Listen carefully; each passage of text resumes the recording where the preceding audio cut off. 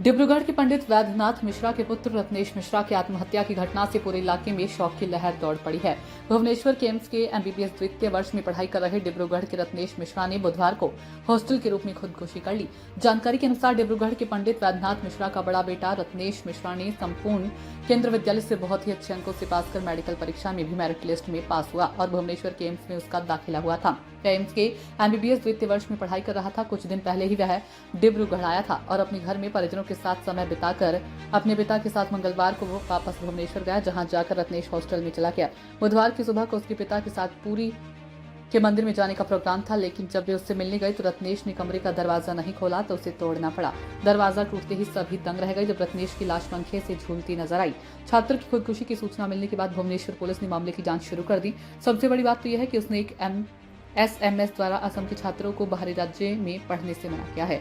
डिब्रूगढ़ से camera person Munna Ghatwal के साथ अरुण कुमार जैन की रिपोर्ट। घटना का कोई पूर्व अनुभूति नहीं था।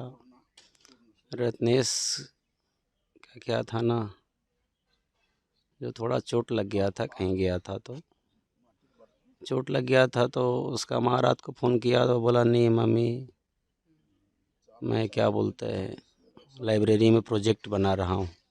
उस दिन नहीं बोला, दूसरे दिन बोला मम्मी थोड़ा चोट लग गया है, 10 तारीख का ऑपरेशन है, कोई भी आदमी आने से होगा। फिर हम लोग वहाँ गए, अच्छे से चोटी से मिले, ऑपरेशन करवाए, सक्सेसफुल रहा, बहुत अच्छा रहा। फिर उसको फ्लाइट से घर ले आए। फिर उसका स्टेज कटवाना था हमको। स्टेज कटवाने के लिए 23 तारीख का फ़्लाइट का टिकट बनाए थे।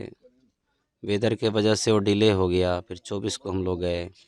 24 को अच्छा मुहूर्त था, इसके लिए 24 को ही कटाना था। 24 को ही हम लोग कटवाए। ओपीडी बंद था तो इसके बाद भी 6 साढ़े 6 बजे। इसके बाद रत्नेश का जहाँ वो रहता था वहाँ से मेरा बैग लिया, होटल हम लोग किए, होटल में हमको रख दिया। फिर हम लोग खाना खाने आए। खाना खाने के बाद उसको रूम में पहुँचा दिए। हंसते खेलते कुछ नहीं पता चला। कल का हम लोग का 25 तारीख का पूरी का प्रोग्राम था। सवेरे उनका माँ उनको जगाया, वो जग गए।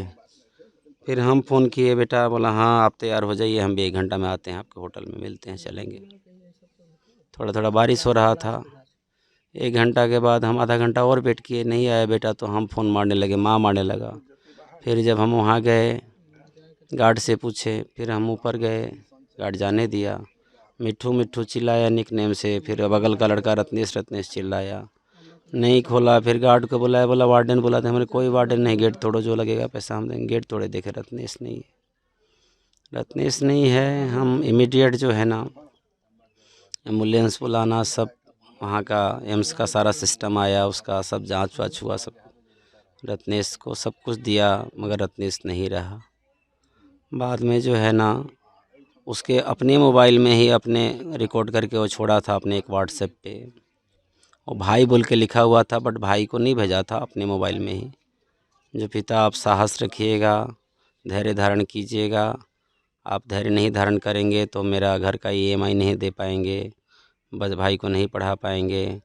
और प्रयास कीजिएगा जो धनेश को आसाम में ही पढ़ाए।